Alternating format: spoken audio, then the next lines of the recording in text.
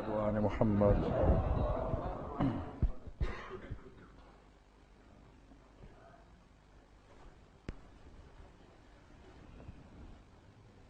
رحم الله من قرأ سورة الفاتحة. بسم الله الرحمن الرحيم. الحمد لله. إياك نعبد وإياك نستعين. صراط الذين أنعمت عليهم غير المغضوب عليهم ولا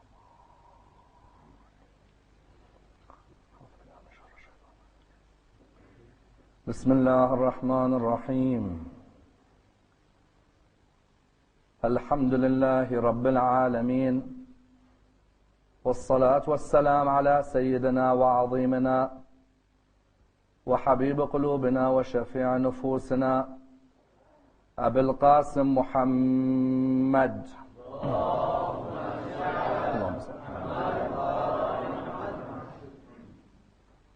وعلى أهل بيته الطيبين الطاهرين وأصحابه الغر الميامين. الحمد لله الذي جعلنا من المتمسكين بولاية سيدي ومولاي علي بن أبي طالب. اللهم صل على محمد.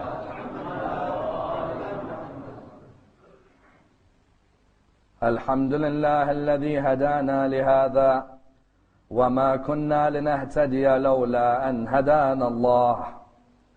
أما بعد، يقول الله في كتابه الكريم: بسم الله الرحمن الرحيم. وإذ قال ربك للملائكة إني جاعل في الأرض خليفة قالوا أتجعل فيها من يفسد فيها ويسفك الدماء ونحن نسبح بحمدك ونقدس لك قال إني أعلم ما لا تعلمون. The first of our loud salawat in honor of Rasulullah Muhammad sallallahu alayhi wa alihi wa sallam.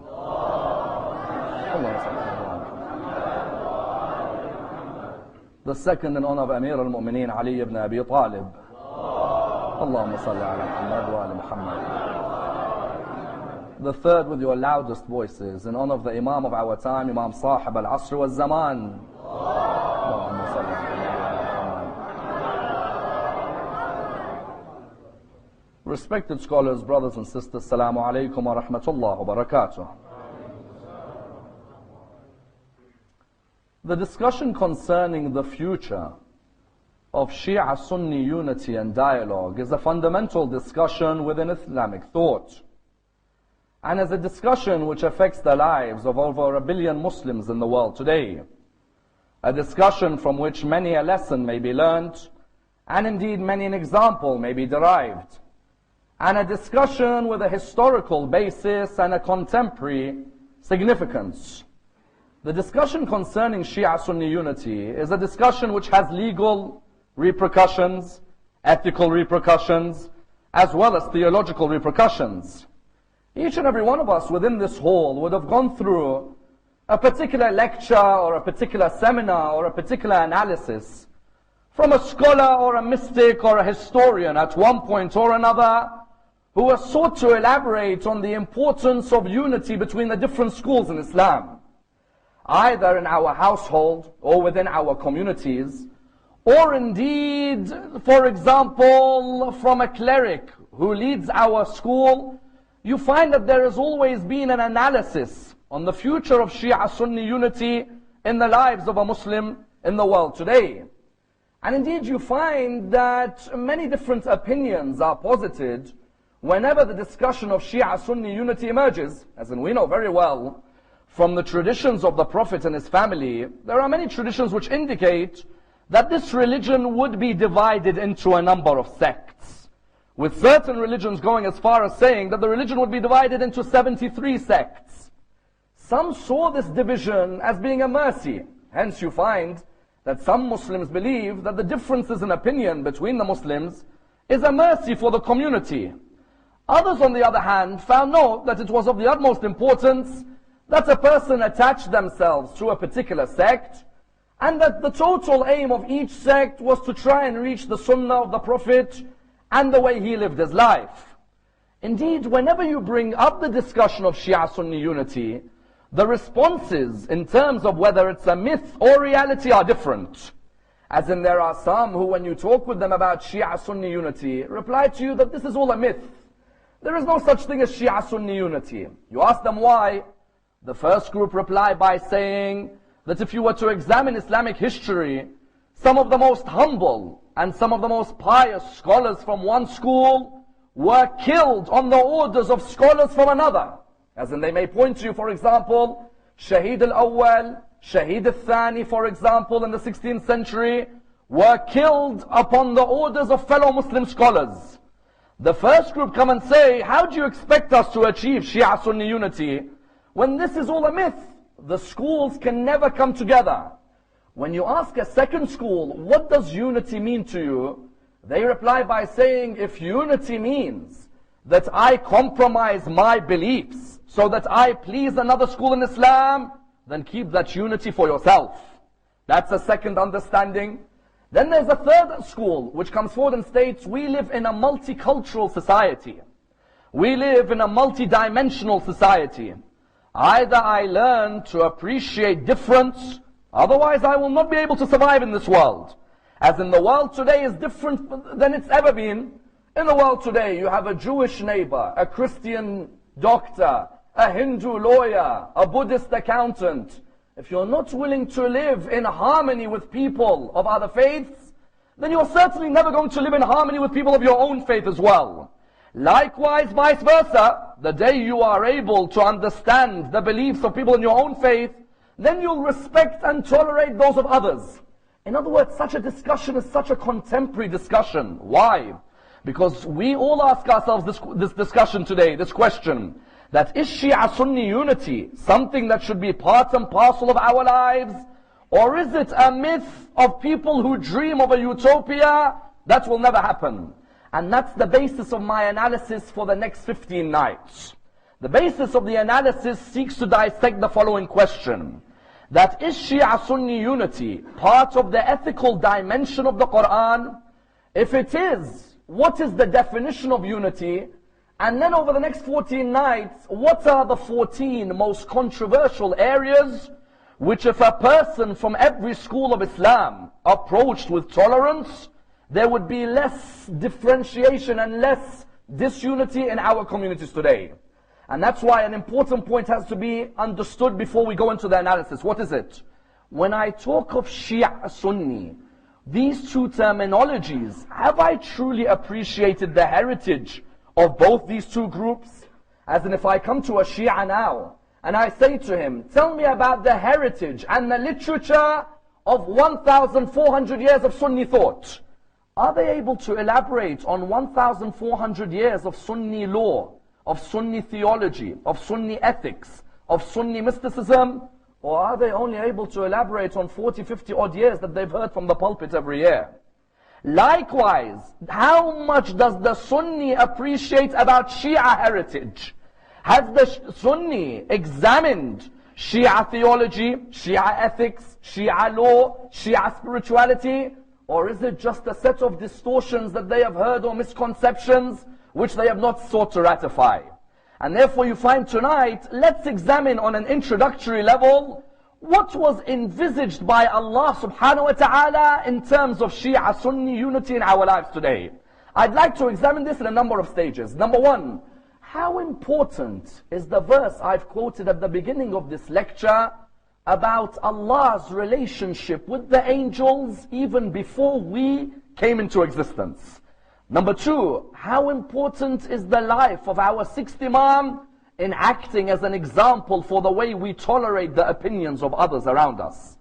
Number three, if you were to examine the lives of Shaykh al-Mufid, Sharif al-Murtada, Shaykh al-Tusi, Allam al-Halli, and the contemporary scholars of the school of Ahl al-Bayt, was their heritage a heritage of disunity, or was their heritage a heritage of open-minded tolerance to other Muslims? Number four, how important are the statements of Ayatollah al-Khomeini in relation to Shia-Sunni unity, and which of those statements stand until today, and which of them can be evolved in 21st century? Let's examine this and dissect this topic in complete depth as an introduction. When you come to arguably the stage being set in the Quran for the way the human being is to live, the greatest incident Allah subhanahu wa ta'ala elaborates on within the Quran is the story of his dialogue with the angels. As in, we know that the Quran came for mankind. A question has to be asked, Ya Allah, why are you telling us about your dialogue with angels? We are the human being. You said that this book was sent to guide us, provide us with wisdom, provide us with lessons. Yet in Surah Al-Baqarah, from the very beginning of the Quran in chapter number 2, Allah subhanahu wa ta'ala gives you the intricate details of a quite fascinating discussion taking place. Even before mankind exists in the world of the earth, you find the Lord of mankind setting an ethical dimension, ethical spiritual dimension, in order that mankind is able to reflect from this. What do we mean? We mean it's as if Allah subhanahu wa ta'ala was providing us with a vision for how we cooperate with each other by telling us, I want you to reflect on me and my angels and the way we discuss with each other. What do we mean? When you look within the Holy Quran, when Allah subhanahu wa ta'ala creates Adam, the moment He creates Adam, the discussion takes place. When He creates Adam, these angels are of course subservient to Him. Yet subservience does not mean you can't discuss. These angels, witnessing Adam's creation, and they see that this is soul with clay to be put together, they ask a fundamental question. Allah subhanahu wa ta'ala, when the verse begins, He begins the discussion with His angels. وَإِذْ قَالَ رَبُّكَ لِلْمَلَائِكَةِ إِنِّي جَاعِلٌ فِي الْأَرْضِ خَلِيفَةً. Your Lord said to His angels, I am sending a caliph to represent me on the earth. The angels do something quite interesting. When they look at the makeup of Adam, they notice that the makeup of Adam is what? The makeup of Adam is intellect, desire, anger, and imagination. Isn't that the soul of the human being? What are we as human beings? Our soul is made up of 4 faculties: reason, anger, imagination, and desire. When the angels saw the makeup of the human being, the first aspect of what they reflected upon was the negative aspects. When the angels saw this, they said, قَالُوا أَتَجْعَلُ فِيهَا مَنْ يُفْسِدُ فِيهَا وَيُسْفِكُ الدِّمَاءَ وَنَحْنُ نُسَبِّحُ بِحَمْدِكَ وَنُقَدِّسُ لَكَ. It's a quite beautiful question they pose. Are you going to send someone who causes mischief and bloodshed while we sing your blessings and worship you? What is the angel seen here? The angel looks at the human being and he notices the negative faculties within the human. He knows that if that human uses their anger, they can be rude to others, isn't it? He knows if that human uses their anger, they could be aggressive to others. He knows that that human, if they use their anger, can be arrogant to others. He knows that that human, when they use their imagination, can be the proudest of humans. He also knows that if you combine all those features of a human together, whichever Allah they believe in, they could end up destroying anyone who differs with them, isn't it? So the angel looks towards the Lord of the heavens and says, أَتَجْعَلُ فِيهَا مَنْ يُفْسِدُ فِيهَا وَيُسْفِكُ الدِّمَاءَ وَنَحْنُ نُسَبِّحُ بِحَمْدِكَ وَنُقَدِّسُ لَكَ. You are going to send someone who has the attributes to destroy, who has the attributes to make fasad on the earth, indecency. We are here for you. We are the ones who constantly sing your blessings. We are the ones who worship you. Allah subhanahu wa ta'ala replies with an amount of humility which is only fitting for Him. He replies by saying what? قَالَ إِنِّي أَعْلَمُ مَا لَا تَعْلَمُونَ. I know that which you do not. What do we take from this? The first thing we take from this is that the angels have realized if the human being does not have a consciousness of Allah's presence in their life, they can destroy anyone who disagrees with their mindset, isn't it? The human being, as great as they can be, there are times when their arrogance takes them lower than the animal, isn't it? But the second aspect of what happens in this story is phenomenal. The Lord of the heavens tolerates the opinion of His creation. Just ponder for 1 second. The Lord of the heavens doesn't need to tell people He's announcing something, does He? وَإِذْ قَالَ رَبُّكَ لِلْمَلَائِكَةِ إِنِّي جَاعِلٌ فِي الْأَرْضِ خَلِيفَةً. I ask you, oh Allah, why do you need to make an announcement and engage in dialogue with your angels? You are Allah. You are the all-powerful, omniscient. Why engage in dialogue, oh Allah? No, He doesn't just engage in dialogue. He is waiting to tolerate their opinion. They reply with the greatest of audacity. But it's an audacity because they know that their Lord is so merciful, He won't punish them for being different. They reply by saying, are you going to send someone who causes mischief and bloodshed? As in I tell you, me and you, do we have the audacity to speak to Allah like that or no? Honestly, ask yourself, would you ever turn around to Allah and say, when you've seen a creation, how many times when your child says to you that, how is it that Allah did? Don't talk about Allah in that way. Allah subhanahu wa ta'ala, everything He does, you're not allowed to question. But ya Allah, hold on. The angels are telling you, are you going to send someone who causes mischief and bloodshed? Does Allah reply back to them by saying, how dare you differ with my opinion? I am Allah, I am never wrong. You are my creation, you can be wrong. No. Allah subhanahu wa ta'ala set an ethical, spiritual dimension from the beginning of the Quran, which He wanted mankind to reflect upon, which is what? If I, the Lord of the heavens, can tolerate the opinion of my creation, then you as my creation should tolerate the opinion of my fellow creation as well. Understand this point? I, the Lord of the heavens, am tolerant of an angel who's questioning me. An angel who may even have a difference with me. Did I turn around to the angel and say, you're doomed to hell, I'm the only one going to heaven? We're the chosen people, you are doomed. No. Oh angels, give us your opinion, and I'll give you my opinion. We'll tolerate each other's opinion. Even if there's a difference at the end, we'll agree to disagree. Isn't it? The angels, it's as if they reached the conclusion of what? Ya Allah, we'll agree to disagree. Until when they saw Adam in his magnificence, number one, and they were also told that there are some humans I'll create on this earth. You are right. There are some who have the ability to be lower than the animals. But I promise you, I'll show you some who are higher than the angels. The point that was taken here was that the Quran set a precedent from the beginning. That when Allah tolerates the opinion of His creation, who are you as a Muslim to turn around and be intolerant of the opinion of another Muslim? And that's why this ethical spiritual dimension continued within the Quran. First, Allah tolerant of angel. Then Allah expected what? Mankind tolerant of mankind.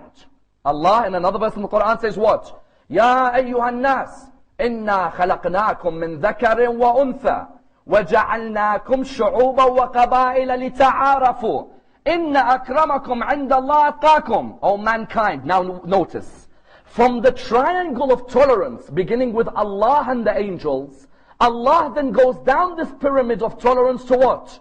To mankind and mankind. O mankind, we created you from male and from female, from different races and from different tribes, in order that you get to know one another. Not in order that you differentiate or you don't be tolerant of each other. No. لِتَعَارَفُوا. So you come together. إِنَّ أَكْرَمَكُمْ عِنْدَ اللَّهِ أَتْقَاكُمْ. The best amongst you in the eyes of Allah is who? The most pious. Then it went down the pyramid to another level. First Allah, tolerant of angels. Then mankind, tolerant of all of mankind. Then mankind, Muslim, tolerant of non-Muslims. Look in Surah 3. Verse 64. يا أهل الكتاب تعالوا إلى كلمة سواء بيننا وبينكم ألا نعبد إلا الله ولا نشرك به شيئا ولا يتخذ بعضنا بعضا أربابا من دون الله. O people of the book, in other words, the Quran's conception of tolerance has now even gone to the Christian and Jewish community. The Quran was saying, you've got more in common with each other than differences. So don't push each other away. Tolerate each other's opinions. Even though theologically you may be different. O people of the book, come to a joint word. Wallah, Muslim communities today have told the people of the book, go away from the joint word. The Quran said what? Come to a joint word between us and you. That we will worship none but Allah. We will not give partners to Allah. And we will not take lawgivers besides Allah. That was on the third level. On the fourth level was the basis of our discussion in these 15 nights. Surah 3 verse 103 gives a command to every Muslim. A command that began in the heavens with Allah and the angels, then went to man and man, then went to Muslim and people of the book, then went to Muslim and Muslim. Which verse in the Quran? Surah 3, verse 103. The verse of unity in the Quran. Bismillah ar-Rahman ar-Rahim. وَاعْتَصِمُوا بِحَبْلِ اللَّهِ جَمِيعًا وَلَا تَفَرَّقُوا. Hold on to the rope of Allah, O Muslims, all of you together, and do not disunite. Do not disunite. What is it? That person who today comes and tells me Shia-Sunni Unity, this is all a myth. I'm not compromising my beliefs for another Muslim who killed my Imam 1,300 years ago. So what? All of those Muslims who follow that school, you're generalizing all of them because of the behavior of a man in Damascus in 61 AH? I'm not going to be tolerant of other Muslims who killed my sixth Imam in Medina. So you're going to say all these Muslims today, you're generalizing about them because of what came before? When Allah said do not disunite, was Allah subhanahu wa ta'ala saying that Shia-Sunni Unity means that we compromise our beliefs to make others happy? No, don't compromise your beliefs. That's not unity. Unity is when I am tolerant of the beliefs of another Muslim, but I may agree to disagree with them at the end, having studied their heritage and them studying mine. That's unity. Because some people imagine unity as what? Some people imagine unity means when Allah says do not disunite, they imagine unity means that I as a Muslim can't speak about, I as a follower of Ahlul Bayt cannot speak about my history because I may offend others. No, this is my history. I'm proud of my history. I'm proud of my heritage. But the way I speak about my history should be the way Allah tolerated the angels when they spoke to Him. And that's why you find when we come to this issue, the important point is what? Many people who don't understand the importance of Shia-Sunni Unity have not realized an important conception. What is it? We as Shia have completely neglected the real study of the heritage of our Sunni brethren. And at the same time, our Sunni brethren have neglected the heritage of our works as well. And the vision for the 21st century has to be that a Shia is willing to study the heritage of the Sunni world in the same way a Sunni is willing to study the heritage of the Shia world. What do I mean? I mean that when it comes to our works, look at all our great works. Would you believe many of our own people haven't studied our own heritage? How are we going to be tolerant of other people's heritage? If you came to the world of fiqh, you look in the Shia heritage in fiqh. The great works like Al-Kafi by Shaykh Al-Kulayni, Man La Yahdarahu Al-Faqih of Shaykh Al-Saduq. You look at, for example, Al-Tahdib of Shaykh Al-Tusi. You look at, for example, Al-Istibsar of Shaykh Al-Tusi. You look at Wasa'il Al-Shia, Mustadrak Al-Wasa'il, Al-Wafi, Bihar Al-Anwar. All of these works in jurisprudence are part of our jurisprudential heritage, isn't it? We're proud of our jurisprudential heritage. But we also have a theological heritage. Shaykh Al-Mufid left us theological heritage. Shaykh Al-Saduq left us theological heritage. Sharif Al-Murtada left us theological heritage. Alam Al-Hilli left us theological heritage. Shaheed Al-Awwal, Shaheed Al-Thani. We're also proud even further of the mystics in our school, the men of philosophy, who opened the mind of the human being in our heritage. People like Mullah Sadra, whose works survive until today as the height of philosophy, and others who managed to ensure that that spiritual mysticism within the school of Ahlul Bayt remained. We're proud of the manuscripts that exist with us until today. Manuscripts from the 9th century, the 10th century, 11th century, which have been collected. In the same way, I as a follower of Ahlul Bayt am proud of my heritage. Have I truly gave meaning to unity by studying the heritage of other schools in Islam? What do I mean? Do you know how much heritage our Sunni brothers have? And how I tell you, we have not studied more than 300 years of Sunni heritage. And I believe it's an embarrassment on our part. Don't fall into that trap where you think you are God's chosen people on earth. No. You are all part of an evolving intellect to come towards the Sunnah of Rasulullah. 300 years is not Sunni heritage. The Sunni world has heritage we have to revere as well. In the same way I mentioned all those great ulama in post-Ghaiba, like Mufid, like Saduq, like Hilli, like Tusi, like Kulayni, Shaheed Al-Awwal, Shaheed Al-Thani, Sayyid Kashani, Mullah Sadra. Likewise, our Sunni brethren. When it comes to the world of fiqh, their heritage is magnificent. And which magnificence? when I'm going to dissect in the following 14 nights. For example, a topic like, why do we pray on clay? I'm not just going to bring my opinion. I'll bring the opinion of Abu Hanifa, and the opinion of Malik, and the opinion of Imam Shafi'i, and the opinion of Imam Ahmad bin Hanbal. Not just those 4 Imams. I'm going to bring the opinion of the Imams who looked after their teachings. Abu Hanifa, who looked after Abu Hanifa's teachings? Karhi. Who looked after the teachings of Imam Shafi'i? Ibn Surayj. Who looked after the teachings of Ahmad bin Hanbal? Al-Khallal, Abu Bakr al-Khallal. Malik, who looked after his teachings? The people of North Africa maintained his teachings for a long time. Our Sunni brethren in fiqh have unbelievable literature. Likewise, our Sunni brethren when it comes to theology, people like Abu Bakr al-Baqallani, Qadi Abdul Jabbar, and later theologians like Ghazali. All of these people have provided us with theological discussions. Even those people who come later on and have provided us with mysticism, Ibn Arabi, Ghazali, these are still people of great reputation in their own school. When we're going to dissect the topics in the next 14 nights, and indeed for the rest of our life, do not just imagine Shia-Sunni Unity means, I am willing to tolerate these people who I have a difference of opinion with. No. Shia-Sunni Unity in its real essence is when I am tolerant of another school, by appreciating that they have heritage equally as great as mine. My heritage, I believe, is the purest spring to returning to Rasulullah. But that does not mean I belittle the other schools in Islam and appreciate what heritage they have.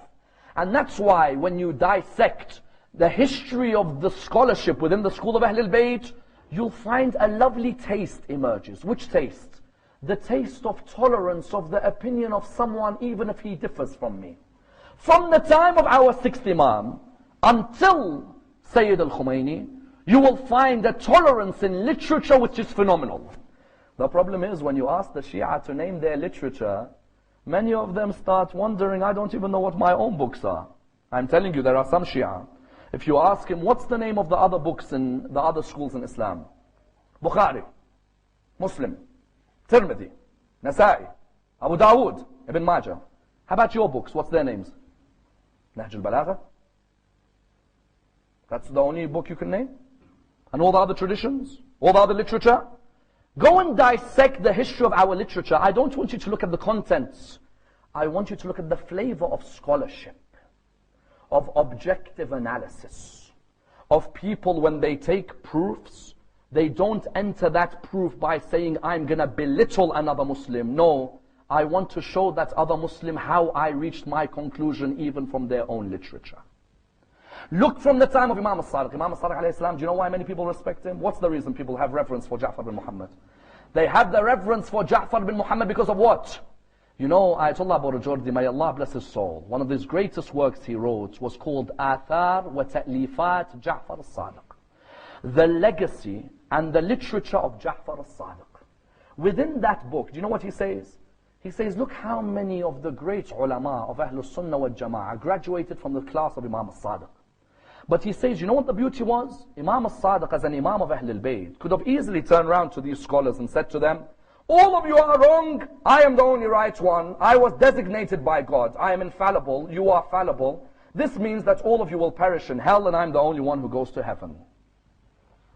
No. When you look, he says that Ja'far bin Muhammad's words, he says he said the legacy which the Quran began in the heavens between Allah and the Malaika. That Ja'far bin Muhammad knew, if my Lord was tolerant of the angels when they spoke to him, and he is my Lord, how then can I not be tolerant of his creation?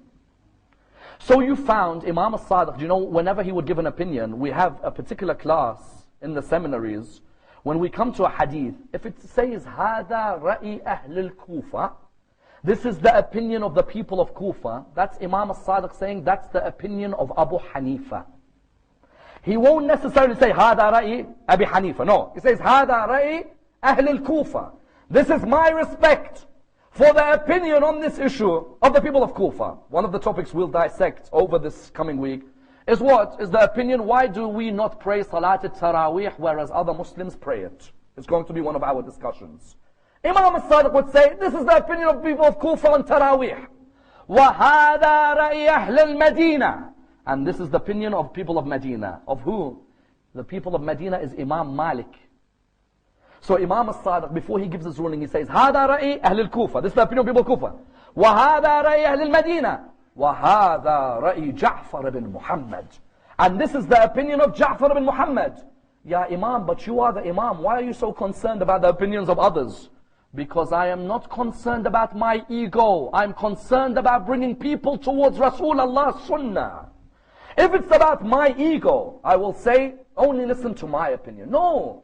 Malik has an opinion. Abu Hanifa has an opinion. They have their proofs. I have my proofs. Let's discuss each other's proofs and see which one brings you closer to the spring. Do you notice I mentioned the analogy of the spring? Why? Spring of water.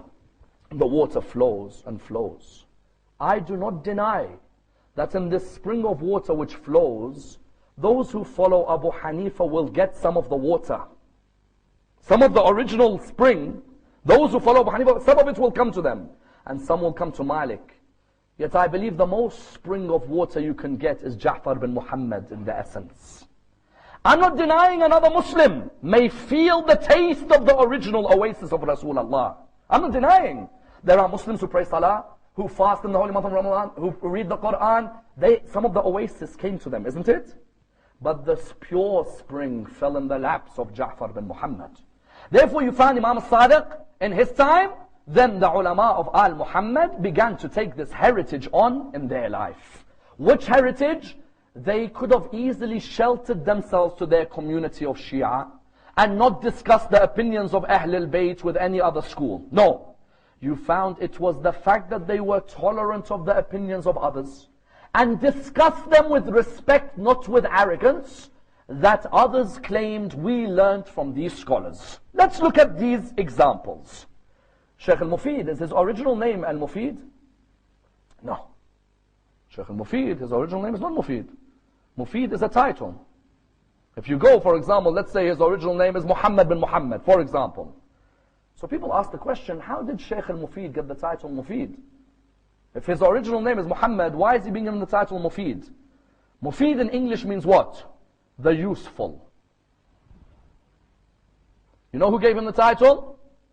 A Mu'tazilite grammarian called Ali bin Isa. Not a member of the Ja'fari school. Mu'tazilite grammarian called Ali bin Isa gave the scholar of the Shia the title the useful. Why? Shaykh al-Mufid's teacher used to say to him, don't just listen to our classes on theology and law. Go and learn even from our brothers. They have literature, we have literature. We don't have to agree, but we can be tolerant. Shaykh al-Mufid said, who do you want me to go and attend? He goes, go and attend Ali bin Isa. His lessons are magnificent. You do not get lessons from a grammarian like Ali bin Isa. Shaykh al-Mufid went there, he sat in the class. As he's sitting down, Ali bin Isa was being asked a question. What was the question? Ali bin Isa was being asked, our master, which is greater? The event of the cave, when the first Khalifa was with the Prophet in the cave, or the event of Ghadir? Ali bin Isa said, the event of the cave is greater than the event of Ghadir. The student asked why. He said, the event of the cave is in Surah 9, verse 40 of the Quran. إِلَّا تَنْصُرُوهُ فَقَدْ نَصَرَهُ اللَّهُ وَأَخْرَجَهُ الَّذِينَ كَفَرُوا ثَانِي اثْنَيْنِ إِذْ هُمَا فِي الْغَارِ إِذْ يَقُولُ لِصَاحِبِهِ لَا تَحْزَنْ. So he said, the event of the cave is in the Quran. The event of Ghadir, مَنْ كُنْتُ مَوْلَاهُ, is in Hadith. And the Quran always takes precedence over Hadith. Because that which is recognized always takes over that which is narrated. Can I ask you a question? I said, yes. I said, I want to ask you a question about your answer just now. I said, yes. He said, what do you say about a group of people who fight the Imam of their time? Ali bin Isa said, they are deviants. He said, so anyone who fights the Imam of his time is a deviant? He said, anyone. He said, when Talha and Zubair stood up against Ali at Jamal, what do you classify them as? He said, yes, they stood up against Ali at Jamal, I admit. But later, all three of them repented. So he looked at him and he said, as for them standing against Ali at Jamal, it's a recognized event. And as for them repenting, it's a narrated event. The recognized is always above the narrated. He looked at him and he said to him, come here, young man. When he came, he said to him, what's your name? He said, Muhammad. He said, no. Give me a pen and paper. He gave him a pen and paper. He wrote down, this is a letter to your teacher, that from this day onwards, you have given me an insight on a piece of knowledge in Islamic history I never saw. And you have been mufid to me. Therefore, I want your teacher to give you the title Al-Mufid, the useful. Shaykh al-Mufid, had he not engaged in dialogue and was not tolerant of this man's opinion, Shaykh al-Mufid would never have got this title. But Shaykh al-Mufid knew Imam al-Sadiq was tolerant of others' opinions. Imam al-Sadiq did not build a school where you attack everyone. No. You show the difference, but you show it with respect. Likewise, if you look after Shaykh al-Mufid, Shaykh al-Mufid amongst the students is who? Amongst the students, Sharif al-Murtada. You know Shaykh al-Mufid? Shaykh al-Mufid used to teach many students. One night in his dream, he sees Fatima al-Zahra knocking at his door. Allahumma salli ala Muhammad wa Muhammad. He sees Fatima al-Zahra knocking at his door. Salaamu alaykum, alaykum as-salam. Shaykh al-Mufid, I have brought my sons Hassan and Hussein. I want you to teach them about Islam. And Mufid wakes up in the morning, he's thinking, hold on. Did I just see Fatima al-Zahra telling me to teach Imam Hassan and Imam Hussein about Islam? As he thought that, the door knocked. He went and opened the door. It was a lady with two sons, Murtada and Radi. And she looked at Shaykh al-Mufid and she said, oh Shaykh al-Mufid, I want you to teach my two sons about Islam. He knew straight away that was the dream of Fatima al-Zahra. That these two sons, Sharif al-Radi and Sharif al-Murtada, were to be scholars taught by Shaykh al-Mufid. Sharif al-Radi is the one who compiled Nahj al-Balagha. Today, you ask many people, Nahj al-Balagha is whose book? They say Imam Ali. Nahj al-Balagha is not Imam Ali ibn Abi Talib's book. It's Sharif al-Radi compiling the sermons of Ali ibn Abi Talib. Sharif al-Radi compiled Nahj al-Balagha. Sharif al-Murtada was one of the greatest scholars in our school. If you look at Sharif al-Murtada's books, you'll always find the aim of his books is to be tolerant of the other schools in Islam, be it in fiqh, in law, or be it in theology. Look at Dhari'a. The Dhari'a of Sharif al-Murtada is with us until today. The Dhari'a of Sharif al-Murtada was when Sharif al-Murtada looked at the opinions of the different schools of law in Islam. He said, this is the Ja'fari opinion, and this is the opinions of other schools of law within Islam. Then he had another work, which was called what? He had another work, which was called Al-Intisar. Al-Intisar was another work of Sharif al-Murtada, where Sharif al-Murtada presented this to the Sultan of his time. He presented this to who? To Amid al-Mulk. And when he gave it to him, he said to Amid al-Mulk, oh Amid al-Mulk, understand one thing. You tell us the Shia that we are different from the Sunnah. Please try and look at the differences between Abu Hanifa and Imam al-Shafi'i. If Abu Hanifa and Imam al-Shafi'i have difference in law, then what is wrong with us having differences in law with you as well? So he wrote that book as well, and he also had another book. What was the book called? Al-Shafi. The Shafi of Sharif al-Murtada, with us until today, is a book which looks at theories of leadership in Islam according to the Shia and the Sunnah. I turn around and I say, Sharif al-Murtada, why according to the Sunnah? Who cares about the Sunnah? We should only care about our own people. No. A tolerant school, which is objective, and which is honored by its tradition, is not scared to discuss the traditions of other schools. He wrote that book, Shafi, the Shafi is with us until today. Qadi Abdul Jabbar and Abu Bakr al-Baqillani had their opinions on Imama and Khilafah. Sharif al-Murtada produced the Shafi to look at the opinions of Abu Bakr al-Baqillani, and to look at the opinion of who? And to look at the opinion of Qadi Abdul Jabbar, and to try and see the differences between our conception and their conception as well. Then you look afterwards at which scholar. If you look towards, for example, Allam al-Hilli.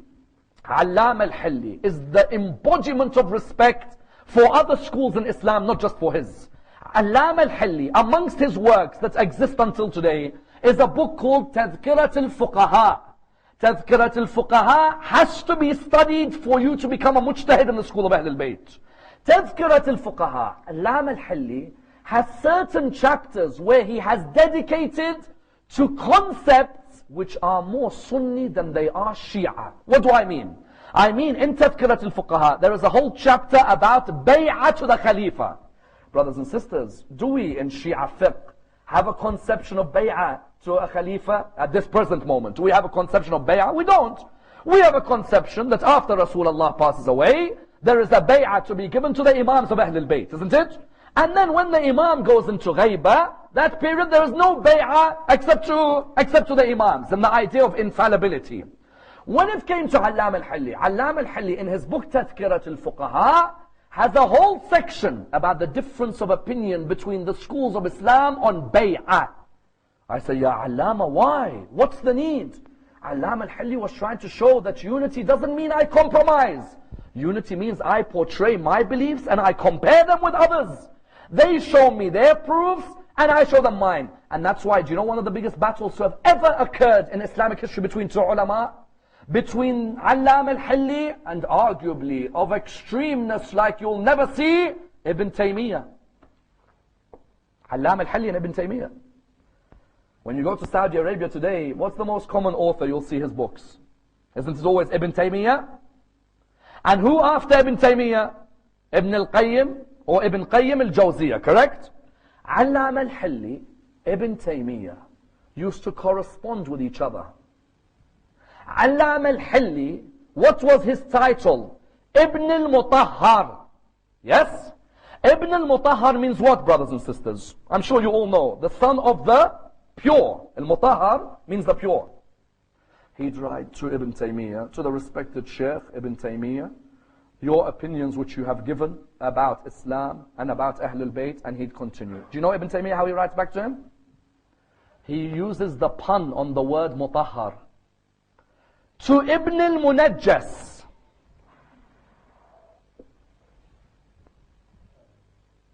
Ibn al-Munajjas. Allama al-Hilli's name is Ibn al-Mutahhar. Imagine someone insults your family name like that. Do you think Allama al-Hilli fell to his level or no? The problem with some Shias, when we're insulted, we fall. We forget that moment with the angels, don't we?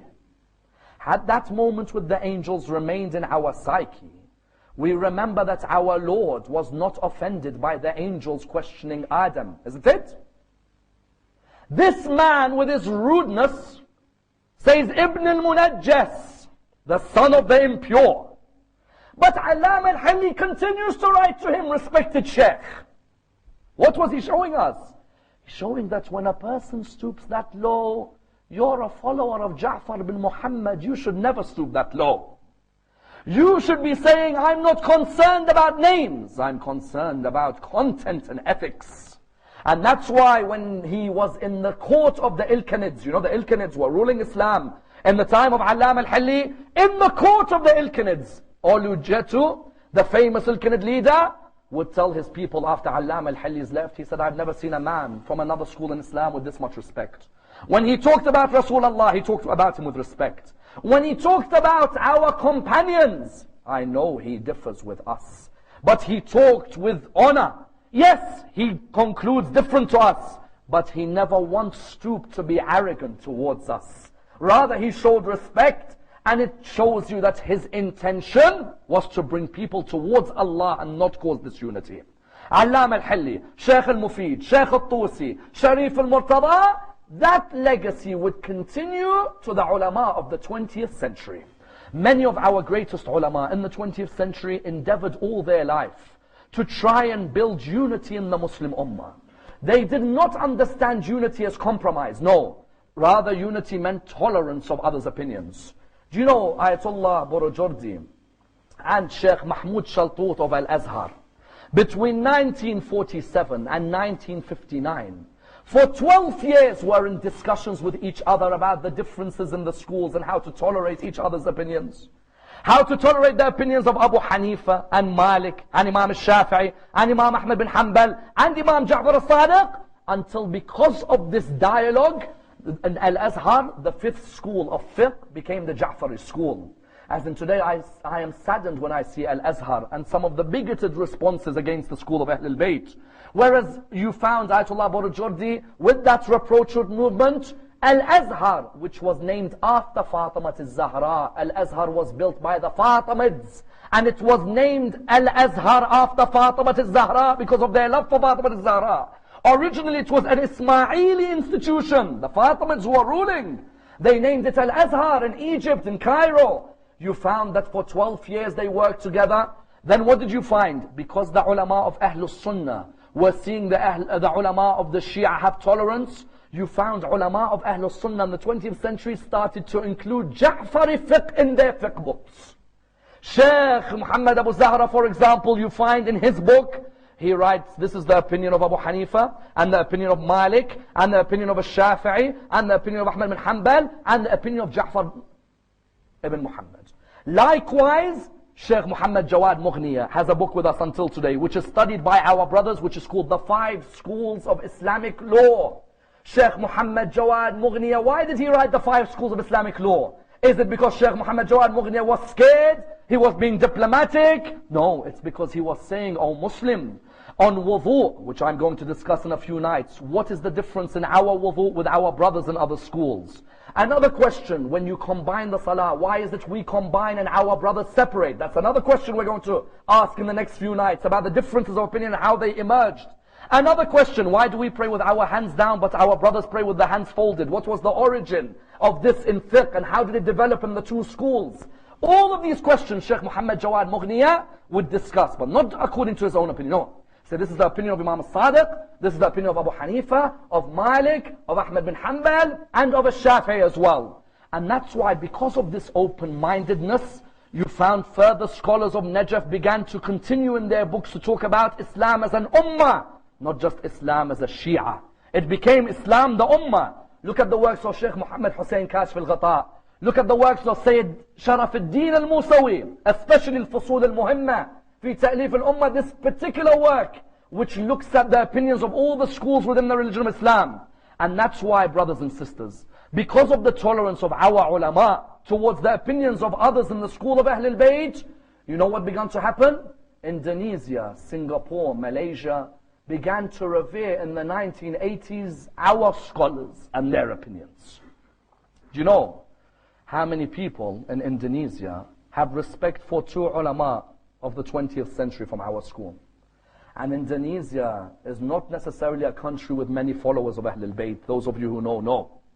Do you know which two ulama have had great effect on the minds of people in Singapore? In Indonesia, Shahid Mutahari and Shahid al-Sadr. Why? Because whenever they wrote any work, it was always an objective analysis with tolerance. I defy anyone to bring me a work of Shahid al-Sadr or Shahid Mutahari which is bigoted, which is arrogant, which has no respect for other Muslims in the world. Do you know why they idolized these two scholars? They didn't look at them as Shia. They looked at them as open-minded human beings. Human beings who were all looking to bring the rest of humanity towards that which is good. In universities in Indonesia, they would study the politics and the mind of Muhammad Baqir al-Sadr because of his books, Our Philosophy and Our Economics. And do you know what the Shia were doing at the same time? The Shia at the same time were saying, Muhammad Baqir al-Sadr is not one of us. So why is not one of us? Say, because in the book Fadak, he has a book called Fadak in Islamic history. In the book Fadak, he wrote Al-Khalifa Abi Bakr. Some of the Shia were like, how dare he write Khalifa? Abu Bakr is not Khalifa. We want Imam Ali as Khalifa. Habibi, when you write academic analysis, history is history. When you write academic analysis, when he says Al-Khalifa Abi Bakr, does not mean Muhammad Baqir al-Sadr concludes everything that Abu Bakr did was for the greatness of the religion of Islam. But he's writing an objective analysis. In Indonesia and Singapore, Mutahari, they had a year for Mutahari in 1988. They named a conference in Indonesia after Shahid Mutahari. Why? They said because Shahid Mutahari, whenever he speaks of Islam, he speaks of a religion, not a sect. He always gives the opinions of everyone in the religion, makes everyone feel part of one ummah.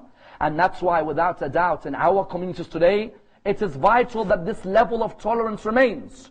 And that's why the final question arises. What was the stress on Sunni Shia unity in the life of Ayatollah al-Khomeini. Without a doubt. No man in the 20th century stressed on Shia-Sunni unity like Ayatollah al-Khomeini. And when you look at his stands, you see a man with a vision which was far-sighted. But with some of these stands, the question arises, could they evolve or no? What do I mean? Firstly, one of his greatest stands was the stands on the Quds Day. In this month, the Shahr Ramadan, we will all come together to honor on the final Friday the plight of our brothers in Palestine. Isn't that true? Does that mean, as a side note, I forget our brothers in Parachinar, or I forget our brothers in Iraq, or I forget our brothers, for example, in other parts of the world like Bahrain and Syria who are being oppressed? No. But Ayatollah al-Khomeini noticed at that time people of Palestine were being severely oppressed. Did Ayatollah al-Khomeini said, but there's no Shia in Palestine, there's no need for me to make a Quds Day? No. Whenever humans oppressed anywhere in the world, it is the role of a Muslim to stand up. He made the Quds Day. Many Muslims, because of that, respected him by seeing he's a man of tolerance, isn't it? Then in another quote, he says what? Whoever calls himself Sunni or Shia is neither. In which idea? In the idea that if all your life is going to be a battle between you and the Sunnis, we're going to end up being divided and conquered, isn't it? As in if all our life, all we are concerned with is fighting each other, then at the end of the day we're going to be defeated. He said, therefore, whoever calls himself Sunni or Shia is neither, if that's your mindset. But then number three, there's a third area which I believe Ayatollah al-Khomeini himself would have wanted evolution in today. There's a line where he says, the Sunni and the Shia fight whether they should fold their hands or whether they should keep them by their side. Whereas there are some countries which are plotting as to how to cut our hands. At the time, I agree with him. In his circumstances, he was witnessing that Muslim countries were siding with enemies to attack Iran. And that he was witnessing there are scholars who are fighting, should I put my hand by my side or should I fold my hand? While Muslims were being killed and their hands were being chopped. Yet I say today, I think this statement needs an evolution. Yes, at that time, folding or by the side was something not important. We should have been defending the rights of Muslims. That I agree. But today I believe we need to discuss why is it that we as the school put our hands by our side? And why is it that other schools fold? Because the only way we're going to build a healthier community in Africa, in America, in Europe, in Australasia, and importantly in the Middle East, is when we start dissecting our heritage and respect the heritage of others. The moment we start realizing why we pray by our sides and why our brothers fold their hands, why we wipe the feet and our brothers wash their feet, why we pray on Ammar and our brothers pray on carpet, why we combine our salah and our brothers separate, is it the aim that we want to cause disunity? No. Rather the aim is that maybe by us opening our minds to research on each other's faiths, there will be much more tolerance of each other's opinions. In the 80s, the Ayatollah Khomeini's opinion stood still, and it was right, and it made sense. Whereas in the year 2012, there is a need for us to finally open up and go to the very roots of our legal and theological system, in order that we not only respect our heritage, but have appreciation and tolerance for the heritage of other Muslims in our environment today. We pray to Allah subhanahu wa ta'ala to raise us with Muhammad and Al Muhammad, and to bring unity between the Muslim Ummah in this, the holy month of Ramadan. Allow us to be amongst the followers of the message of Muhammad and Al Muhammad. Raise us with the Imam of our time, Imam Sahib al-Asr wal-Zaman. As I said, brothers and sisters, inshallah, the next 14 nights we'll look at the 14 areas of most controversy and see what is the differences between our school and other schools, and how these differences emerged on each one of these areas. Inshallah, we will dissect them, all of us, together with the mercy and the blessings of Allah subhanahu wa ta'ala. If you can recite a Surah Fatiha for my uncle, this is the 1-year anniversary of his passing away last year in Mashhad. But before it, the loudest of your salawat.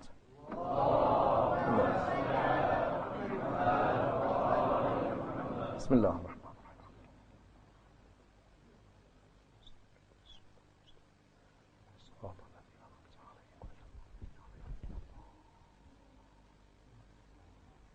Allah.